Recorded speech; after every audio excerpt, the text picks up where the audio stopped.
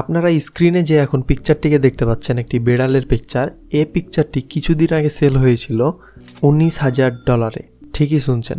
এখন আপনারা প্রশ্ন করতে পারেন যে ভাই, আমি তো গুগল থেকে এরকম আরেকটা পিকচার ডাউনলোড করে আমিও সেল করে দিতে পারি, বা এই পিকচারটা আমি ডাউনলোড করে সেল করে দিতে পারি। সো এই সমস্যাটির সমাধান খুঁজে নিয়ে এসেছে NFT, যেটা ইদানিং অনেকটা ভাইরাল হয়ে গিয়েছে। এটা নতুন একটা জিনিস না হলেও এটা অনেক দিন আগে থেকে চলে এসেছে। ইদানিং 2020 থেকে 2022 সালের মধ্যে এত ভাইরাল হয়েছে যে এটা নিয়ে ভিডিও না বানিয়ে পারলাম না। এবং এটা নিয়ে আপনারা ইউটিউবে অনেক ভিডিও পাবেন, যেখানে সবাই আলাদা আলাদা কনসেপ্ট বোঝানোর চেষ্টা করেছে NFT দিয়ে। সো আমিও তেমন কিছু বোঝানোর চেষ্টা করবো আজকের এই ভিডিওটিতে, যে NFT কী, এটা কিভাবে কাজ করে এবং এর মার্কেট প্লেসটা ভবিষ্যতে কেমন হতে পারে। হ্যালো বন্ধুরা, আমি আরাফাত আছি আপনাদের সাথে। আপনারা দেখছেন এক্সপ্লেন গুরু বিডি। তো চলুন শুরু করা যাক আজকের ভিডিও। এখন কথা বলা যাক NFT নিয়ে। সো NFTর ফুল ফর্ম হচ্ছে নন ফাঞ্জিবল টোকেন, এবং এইটা শুরুটা হয়েছিল 2015 সালের অক্টোবর মাসে, যখন এটা নতুন একটা প্রজেক্ট লঞ্চ করা হয় তখন। সো এটা এতদিন যাবত আমাদের কাছে এত পরিচিত না হয়ে থাকলেও 2021 সালের শেষের দিকে বা 2021 সালের মধ্য দিকে এটা আমাদের কাছে অনেকটাই বেশ পরিচিতি লাভ করে থাকে, কারণ এটা হঠাৎ করে এত পরিমাণ ভাইরাল হয়ে যায় যে কেউ এইটা সম্পর্কে জানতে এত আগ্রহী হয়। সো এই প্রজেক্টটা লঞ্চ করার কারণ ছিল আমাদের যে P2P যে লেনদেনটা আছে এইটাকে একদম নিখুঁত করা, এবং এইটার প্রসেসটাকে একদম ইজি এবং ফাস্ট করা। কারণ আমরা যে বিটকয়েন অথবা ইথারাম লেনদেন করি ব্লক চেইনের ওপরে, সো এই জিনিসটাকে আরেকটু হাই লেভেলে করার জন্য আমাদের যে PNG বা গিফ অথবা অডিও ভিডিও এগুলোকে NFT আকারে বিক্রি করার জন্য বা লেনদেন করার জন্য মূলত NFT তৈরি করা হয়েছে। এখন সহজেই বোঝা যাক যে NFTটা কী। ধরুন আপনার কাছে একটা পিকচার আছে যেটা আপনি ফোন দিয়ে তুলেছেন বা আপনি নিজে ক্রিয়েট করেছেন পাওয়ার পয়েন্টে বা যে কোনো এডিটরে। এখন আপনি আপনার যে পিকচারটি আছে সেটা আপনি রাখলেন আপনার কম্পিউটারে বা গুগলে, আপনি অ্যাভেলেবল করে দিলেন সবাইকে দেখার জন্য আপনার ওয়েবসাইটের মাধ্যমে বা আপনার সার্ভারের মাধ্যমে, যেটা দিয়ে হোক। এখন আপনি এইটাতে ওনারশিপ নিতে পারছেন না, কারণ যে কেউ পিকচারটি ডাউনলোড করে তার কম্পিউটারে রেখে দিয়ে বলতে পারে যে হ্যাঁ পিকচারটি আমার, কারণ আপনার কাছে এটার কোনো টোকেন নাই বা কোনো দলিল নাই, কিছু নাই বলতে গেলে। এখন এই সমস্যাটারই সমাধান করবে NFT।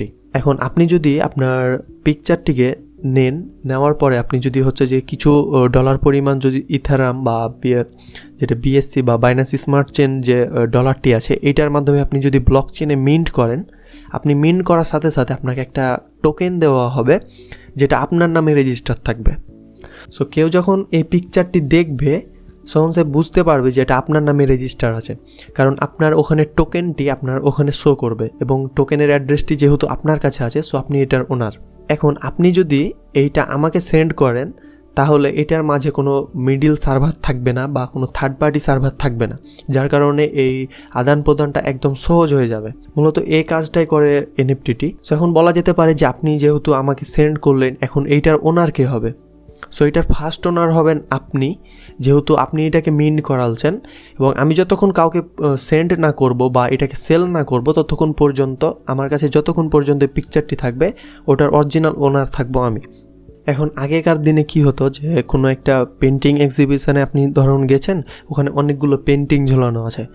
এখন ওইটার নিচে আপনি দেখবেন যে কোনো যে আর্টিস্ট ওটাকে এঁকেছে ওর হচ্ছে যে একটা সিগনেচার দেওয়া আছে, যেন ওইটাকে কেউ কপি করতে না পারে। সো মূলত NFTটা এই কাজটাই করে। সো আপনার যে পিকচারটা আছে এই পিকচারের সিগনেচার হিসাবে সে আপনার ট্রানজ্যাকশন হ্যাশটি অথবা হচ্ছে যে আপনার টোকেনটিকে আপনাকে দিয়ে দেয়। এর মাধ্যমে বোঝাতে চেষ্টা করে যে হ্যাঁ এইটার অরিজিনাল মালিক হচ্ছেন আপনি, এবং এটাকে কেউ কপি করতে পারবে না বা এটাকে কেউ কপি করলেও সেল করতে পারবে না। আমার কাছে একটা NFT আছে হুবাই গ্লোবালে, যেটা আপনাদেরকে এক্সাম্পল দিয়ে বোঝাতে চাই, তাহলে আপনারা হয়তো সহজেই বুঝতে পারবেন। সো আমি জাস্ট NFT মার্কেটে ঢুকছি। ঢোকার পরে এখানে দেখতে পাবেন অনেক NFT আছে যেগুলো সেলের জন্য অর্ডার দেওয়া আছে। এখানে জাস্ট এক একটা পিকচার এগুলো দেখতে পাচ্ছেন $59, $59, $119, $199 এরকম দামে। সো আমি জাস্ট আপনাদেরকে টোকেনের যে ফান্ডামেন্টাল আছে ওইটা বোঝাই।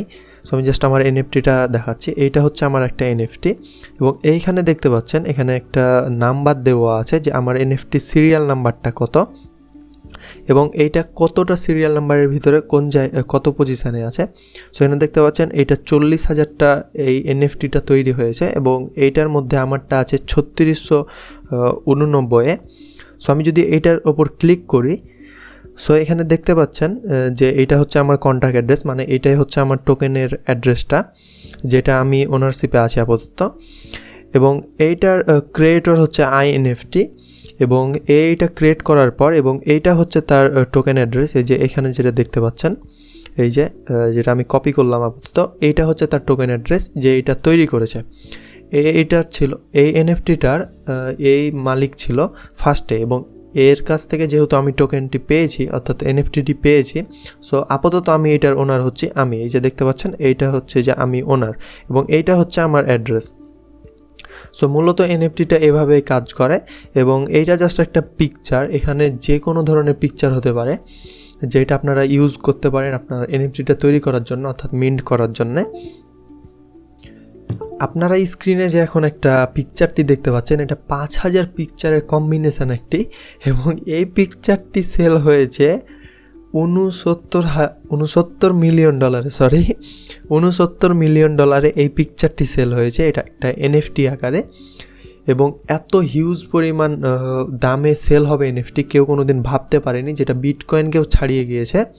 এনএফটি নিয়ে আরেকটা দারুণ মজার বিষয় হচ্ছে যে টুইটারের যে মালিক আছে যিনি তার টুইটারে প্রথম একটা টুইট করেছিল যেটাতে লেখা ছিল যে just setting up my Twitter. বোঝাই যাচ্ছে যে এনএফটি একটা ভালো জায়গা দখল করে নিতে যাচ্ছে ব্লকচেন মার্কেট প্লেসে। আশা করি আপনারা বুঝতে পেরেছেন যে এনএফটিটা কী এবং এটা কিভাবে কাজ করে এবং এটার কনসেপ্টটা কী। যে এনএফটি কি মাইন করা যাবে বিটকয়েনের মতো বা ইথেরিয়ামের মতো বা টন কয়েনের মতো? এইটা মাইন করা যেতে পারে। এইটার যখন আলাদা একটা চেইন আসবে, যেহেতু ব্লক চেইনে অনেকগুলো কয়েন আপাতত আছে যেগুলো মাইন হচ্ছে এবং এনএফটি যেহেতু নতুন বলা যেতে পারে না, অনেক আগে থেকেই আছে, বাট কিছুদিন যাবৎ ভাইরাল হয়েছে। আর এনএফটি স্টেকিং করে আপনি ইনকাম করতে পারবেন, যেমনটি বিটকয়েন অথবা ইথেরিয়াম স্টেক করে ইনকাম করা যায় তেমনভাবে হুবাই গ্লোবাল অথবা বাইন্যান্স কুকয়েন অনেক জায়গায় হচ্ছে এনএফটি বাইসেল হয় অথবা স্টেক হয়, যেখান থেকে আপনারা বাইসেল অথবা স্টেক করতে পারেন। সো আমার সাজেশান থাকবে আপনারা এখনই মার্কেট প্লেসে ঢুকিয়েন না বা বাই করিয়েন না এনএফটি, চাইলে সেল করতে পারেন নতুন একটি এনএফটি মিন্ট করিয়ে, যেটার জন্য আপনাদেরকে $10 থেকে $15 মতো খরচ হতে পারে একটা এনএফটি মিন্ট করাতে ব্লক চেইনে। যারা মার্কেট প্লেস ভালোভাবে ঘোরাঘুরি করেন বা অ্যানালাইসিস করেন তারা হয়তো আমার থেকে ভালো বুঝতে পারবেন যে এনএফটি নিয়ে কাজ করা যাবে কি না। এবং এনএফটি মাইনিং নিয়ে অনেকেরই দ্বিমত রয়েছে বা মত রয়েছে, যেটা নিয়ে আপাতত আলোচনা করছি না।